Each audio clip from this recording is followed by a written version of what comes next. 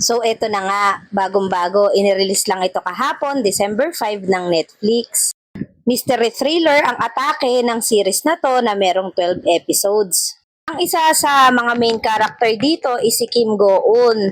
Nakilala siya doon sa The Bride of the Goblin.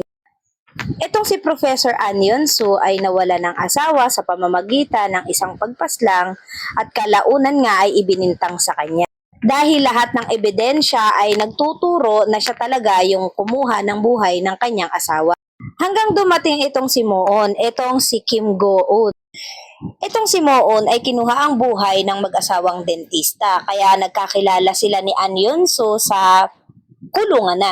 At sa loob nga ng kulungan ay magtatagpo ang kanilang mga landas, itong si Professor An Yeon-soo at si Moon, at magkakaroon ang dalawang babaeng ito ng kasunduan na sila lang ang nakakaalam.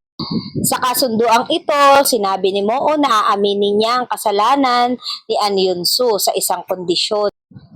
Ito ay tatapusin ni An Yeon-soo ang hindi natapos na misyon ni Moon sa labas ng kulungan.